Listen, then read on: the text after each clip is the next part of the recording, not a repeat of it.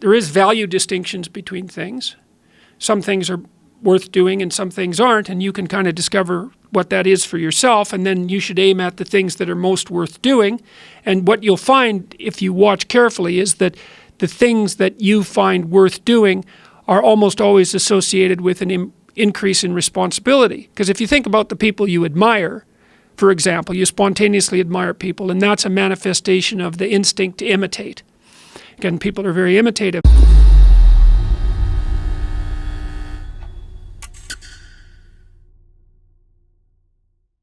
I think a lot of that has to do with this concept that men are running everything and that men have this massive advantage. There's a white male advantage and privilege that we all enjoy and share, and that men have this advantage financially. There's disparity in terms of the gender gap in pay, and income, and that if you were really a good person, you would be you would be trying to balance that out, and that you wouldn't be trying to pump up the winning team. Right, well, and that's the funny thing. Well, that's it, and that's part of that narrative that, well, if there's winners, there has to be losers, and the reason that there are losers is because there's winners.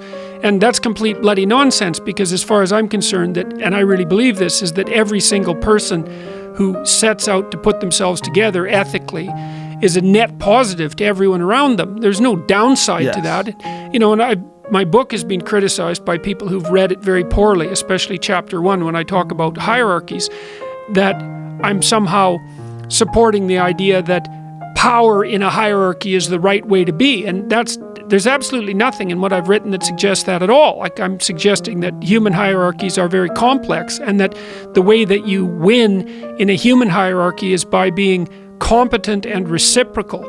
And so, I mean, for example, even if you're selfish, let's say, you got to think very carefully about what that would mean if you were selfish and awake, because you have to work to take care of yourself and what you want, say, in this moment.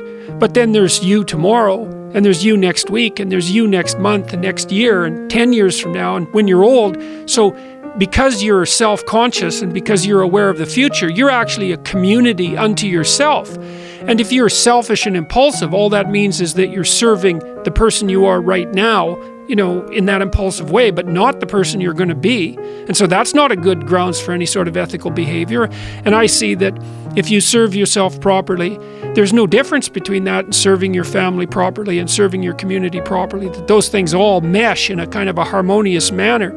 And one of the things that's really been effective in the lecture tour is a discussion about that idea and its relationship between that and meaning and responsibility, because one of the things that strikes the audience as silent constantly, because I'm always listening to them to see, when the attention is maximally focused, is whenever I point out to people that the antidote to the meaninglessness of their life and the suffering and the malevolence that they might be displaying because they're resentful and bitter about how things have turned out, the antidote to that is to take on more responsibility for themselves and for other people, and that's aspirational, which is kind of cool. The conservative types, the duty types, and I'm not complaining about them, they're always basically saying, well, this is how you should act, because in some sense that's your duty, right? That's how a good citizen would act. And that's a reasonable argument. But the case that I've been making is more that, well, there is value distinctions between things. Some things are worth doing and some things aren't, and you can kind of discover what that is for yourself, and then you should aim at the things that are most worth doing. And what you'll find if you watch carefully is that the things that you find worth doing are almost always associated with an increase in responsibility. Because if you think about the people you admire, for example, you spontaneously admire people, and that's a manifestation of the instinct to imitate. Again, people are very imitative. You don't admire people who don't take care of themselves. Like, unless there's something wrong with you, you at least want an admirable person to be accountable for themselves. And then if they've got something left over so they can be accountable for their family, well, then that's a net plus, obviously. That's someone you think is solid. And then maybe they take care of some more people. They have a business or they're involved in the community in some positive way. You see, well, that's a person whose pattern of being is worth imitating. And that's all associated with responsibility. And it's so interesting because it's as if everybody kind of knows this, but that it hasn't crystallized. It's like, well, you should be responsible because that's what a good citizen is. It's not, no, you should be responsible because you need to have a deep meaning in your life to offset the suffering so you don't get bitter.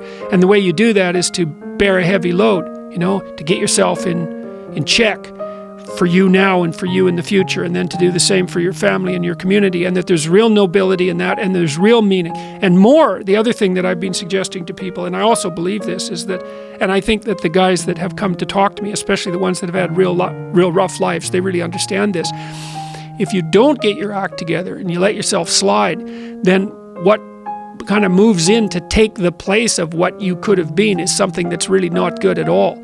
So it's not only that if you're living like a dissolute life, that you're not aiming at anything positive, and so you don't have any real meaning, and you're subsumed by anxiety and all of that and hopelessness, but something kind of hellish moves in there too to occupy that place, and so then you end up making things worse. And when, one of the things I learned about studying totalitarian systems, whether they were on the right or the left, was that part of the reason that the totalitarian horrors of the 20th century manifested themselves was because average people didn't take on the proper responsibility. They shut their eyes when their eyes should have been open, even though they knew it. And they did and said things they knew they shouldn't have done and said.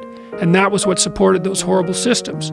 So, if you don't get your act together, then you leave a little space for hell. And I really believe that.